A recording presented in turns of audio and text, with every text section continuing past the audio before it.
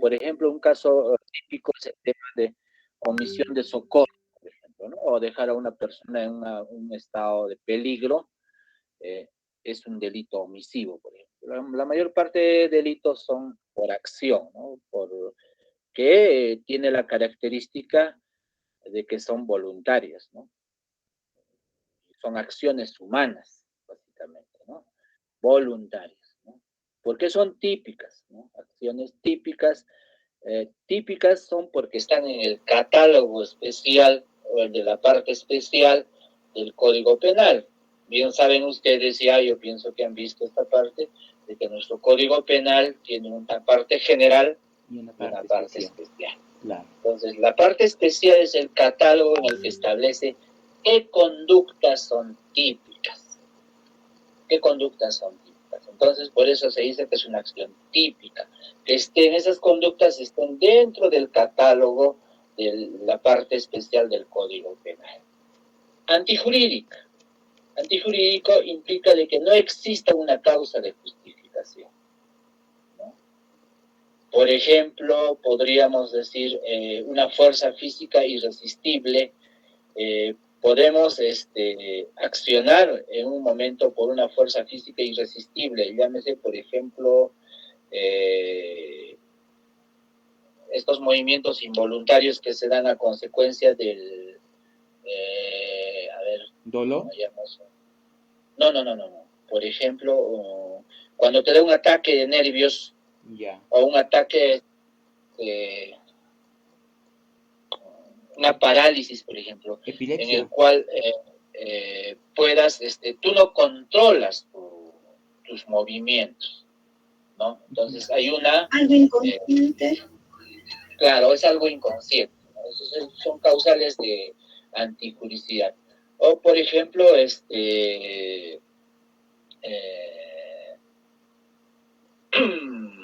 a ver, vamos,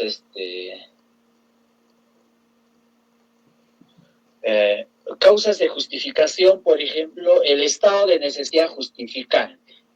Si no me equivoco, está en el artículo 20 del Código Penal, las causas del estado de necesidad justificante, por ejemplo, ¿no?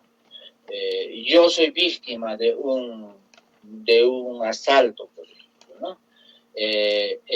Y yo me tengo que defender, eso es por propia naturaleza. Claro que sí. ¿No es cierto? Todos nos defendemos. Entonces hay causas de justificación, ¿no? Entonces, ese tipo de cosas no tiene que existir, digamos, tienen que ser antijurídicas y culpable, dice, ¿no? Al final, culpable implica de que la persona, ¿no?, tiene que ser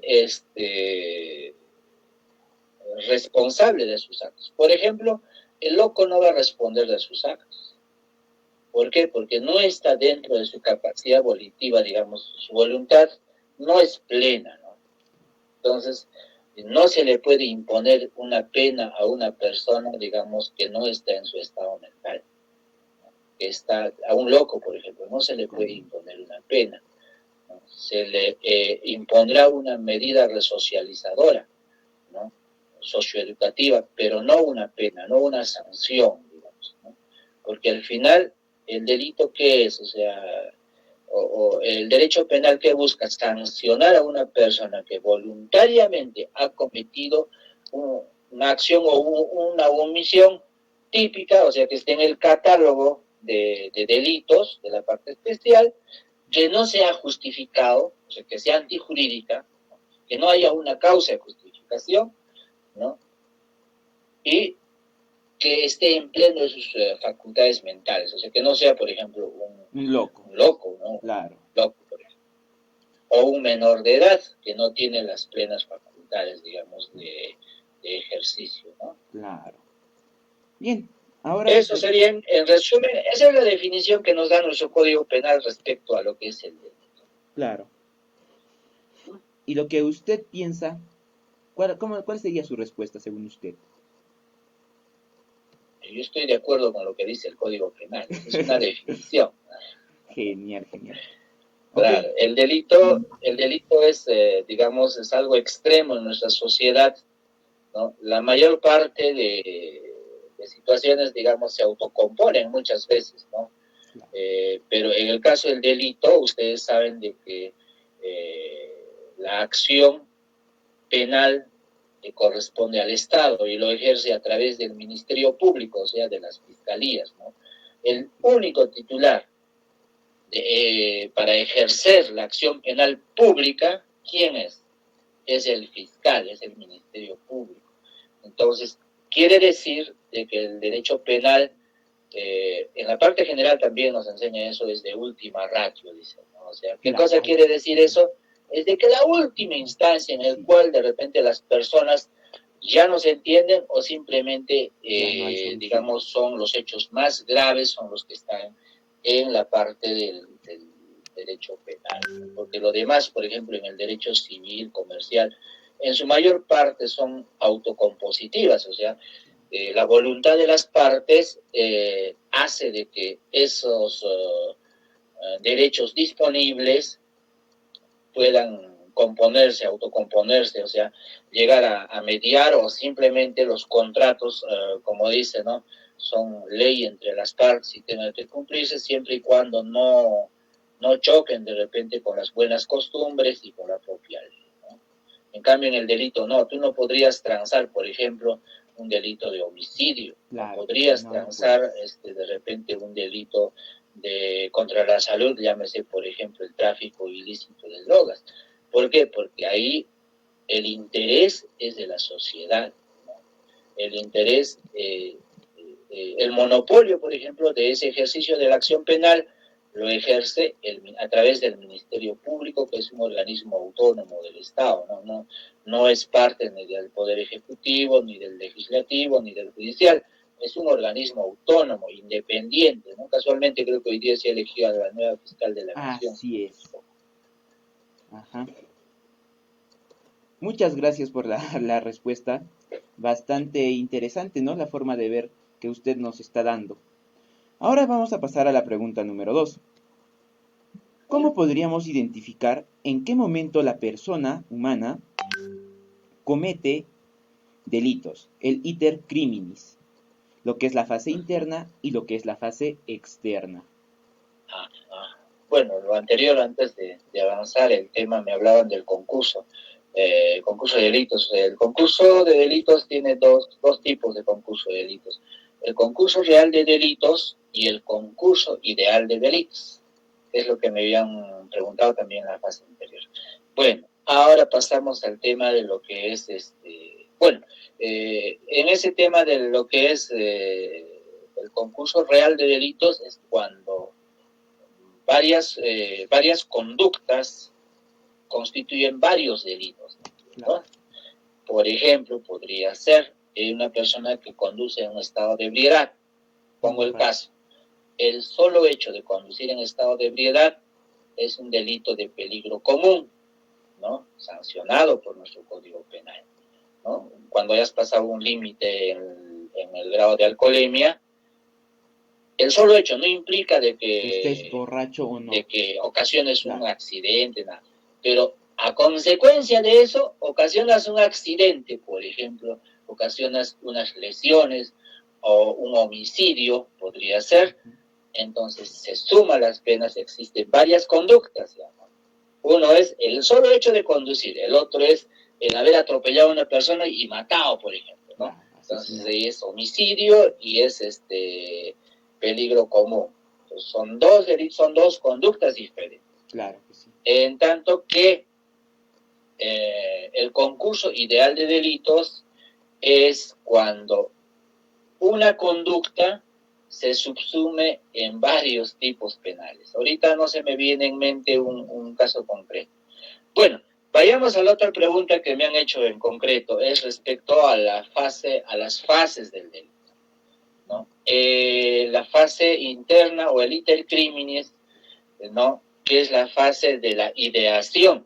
Nuestro Código Penal no sanciona esta fase, son las fases preparativas, básicamente, que no se exteriorizan, ¿no? Pero ¿desde qué momento empieza, digamos, a exteriorizarse?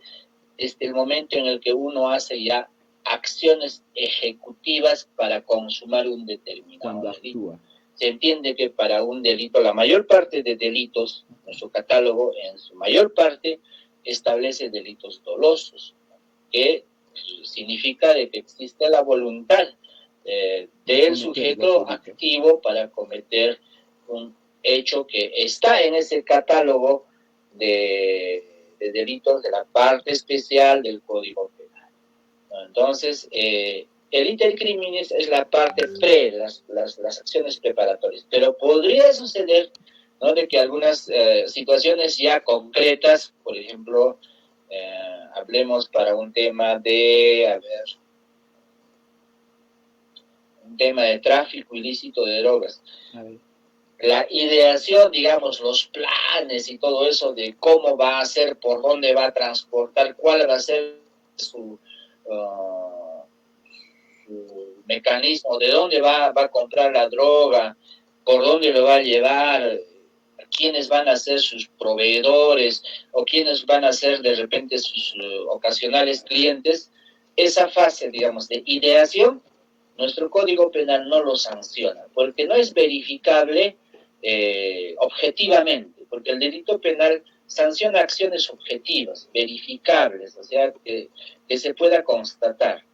En tanto que las acciones ya de ejecución del delito empieza, por ejemplo, en ese mismo caso, cuando ya el presunto autor, ¿no?, empieza de repente a comprar insumos o de repente ya empieza a comprar la droga en sí y lo empieza a camuflar. Si hay acciones ejecutivas, claro, sí, ahí hay la comisión del delito. Pero mientras haya solamente ideación, no pasa nada. Mientras él solamente diga, oye, está pensando a nivel de su cerebro, digamos, ¿no?, está haciendo toda una idea, mientras no ejecute ninguna acción concreta, no es punible. No es punible. Pero si ya hace, digamos, llamadas telefónicas, ya empieza a hacer adquisiciones, y empieza a ejecutar, claro, ya estaría un proceso de ejecución. Así no haya transportado un kilo, estaría en el grado de tentativa, ¿verdad? Entonces, esa es la fase, digamos, que diferencia de la ejecución en sí y del iter criminis, ¿no?, que es las fases preparatorias de la ejecución de un delito. Bien, muchas gracias. Como nuevamente le repito, es bastante interesante hablarnos sobre la parte penal del derecho, ya que pues nos abre un poquito más los ojos, nos da otra visión, nos da otra forma de pensar y poder ver, ¿no?, el derecho penal de una forma distinta. Agradecerle nuevamente su participación junto con nosotros, ya que pues nos está apoyándonos de una manera muy próspera. No sé si es que alguno de mis compañeros quiera seguir con las preguntas.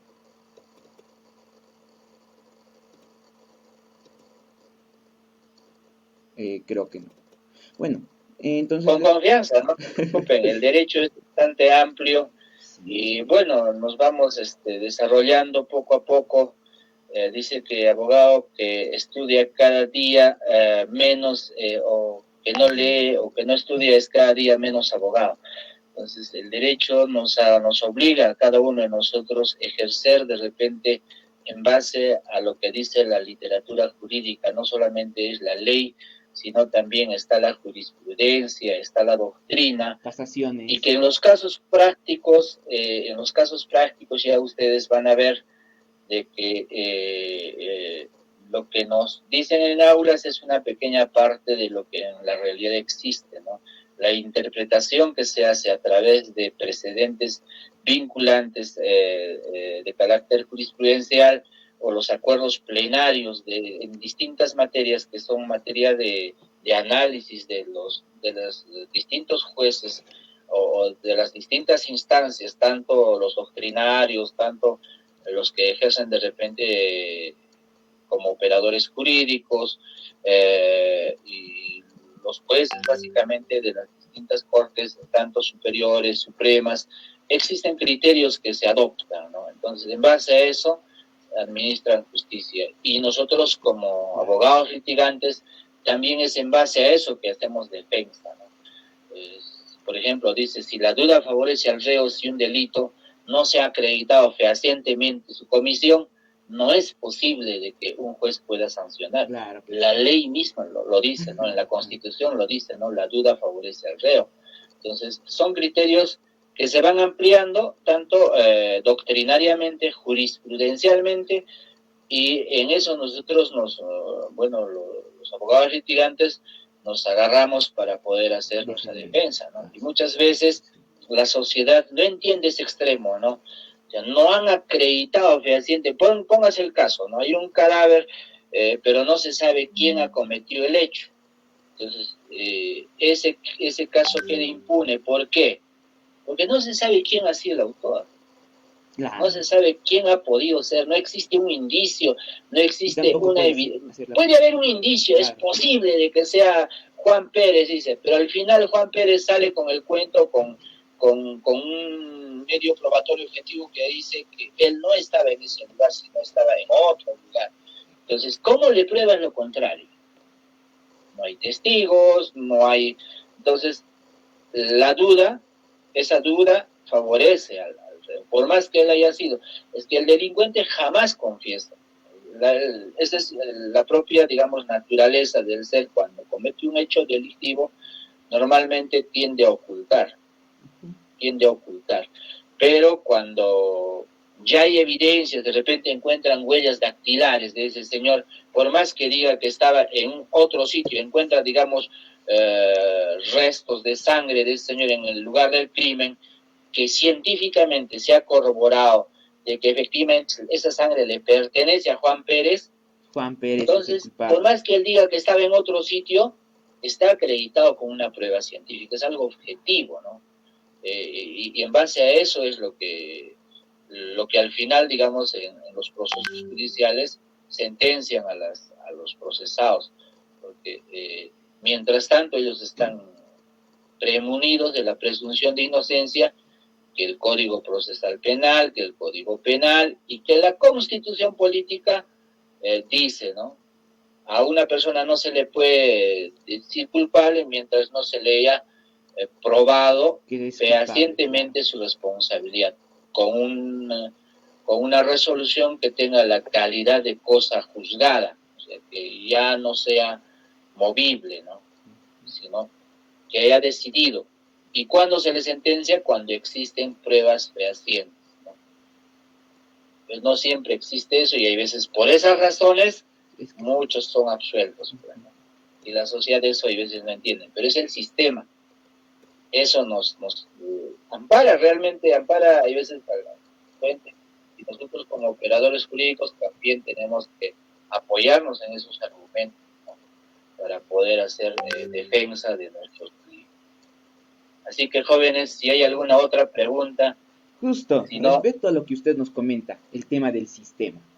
Según a usted, usted que ya tiene 20 años de trayectoria en el derecho, usted que ya ha venido trabajando en el transcurso del tiempo, ha visto, ¿no?, cómo es el sistema en el Perú. Bueno, yo he estado en un seminario donde un docente dijo, ¿no?, que para hacer una sentencia se pueden demorar entre 1 año, 3 años, 4 años, hasta que salga finalmente la sentencia. ¿Usted está a favor de que haya esa forma sistemática que hace demorar cada trayectoria de estos procesos legales? Del proceso penal. En realidad, miren, una cosa es el código y otra cosa es la carga laboral, la carga procesal que existe, ¿no? Es bastante cierto, por ejemplo, yo me aboco en muchos casos a delitos de corrupción de funcionarios porque también he estado trabajando en el sector público y conozco bastante los delitos de corrupción de funcionarios, ¿no? Llámese peculado, cohecho, colusión, ese tipo de delitos, ¿no? Que cometen mayormente los funcionarios públicos. La carga procesal, el sistema, lo que dices, ¿no? El sistema ha establecido anteriormente a la dación de repente de estas fiscalías especializadas de corrupción de funcionarios, los veían las fiscalías comunes, ¿no?, en cada provincia. Sin embargo, ahora existen las fiscalías especializadas. Pero póngase en el caso, en cada región existe solamente en la capital de provincia las fiscalías especializadas. Y para que puedan movilizarse a distintos lugares de la región, Cusco, por ejemplo, es bastante amplio, Puno también es lo propio, es bastante grande, ¿no? Arequipa es igual grandazo también. Claro. Solamente están en las capitales del departamento. Y para que estos fiscales se vayan, por ejemplo, no sé si de Cusco se trasladasen, por ejemplo, a Quillabamba, que está no muy lejos de Cusco, ¿cuántas horas de viaje son? Entre 7 a 8. Mientras hagan sus diligencias y todo eso, implica de que se va a tiempo y se va también presupuestos, ¿no? Ahora, no es un único caso. Un fiscal tiene de repente en su despacho, no sé, de acuerdo a la carga procesal que les asignan, tiene una cantidad bastante fuerte. Entonces, haciendo un balance, el sistema es una cosa. El sistema de repente está escrito, está en la norma, se puede hacer cumplir, pero la carga procesal hace muchas veces de que humanamente no puedan cumplir, no puedan, digamos, avanzar tanto más de que los abogados defensores muchas veces tratamos de confundir a los representantes del Ministerio Público para que se desvíen, muy al margen de que no tienen tiempo, no tienen, digamos, la logística necesaria para que ellos puedan esclarecer los hechos. Y el otro tema, en la vida, como en el derecho, existen casos que son fáciles y hay casos que son difíciles. Hay casos que son más complejos por la cantidad de personas que tienen que investigar, de repente por los presupuestos, por las cosas que tienen que realizar. No todos los procesos son iguales. Ningún proceso es similar al otro. Cada caso es diferente, ¿no? Entonces, resulta de que, ¿qué se llama? Muchas veces, por esa cantidad de diligencias, los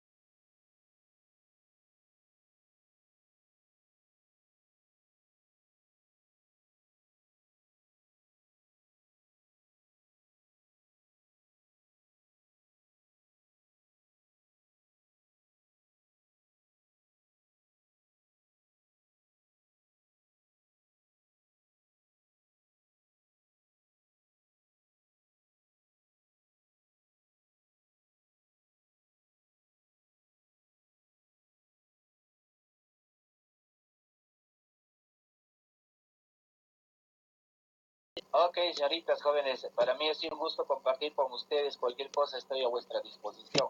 Muy buenas noches, éxitos en sus estudios. Muy buenas noches, doctor. Muy buenas noches. Buenas noches. Gracias, doctor. Ok, hasta luego. ¿Qué tal, tío? ¿Cómo está la familia? ¿Ya se fue?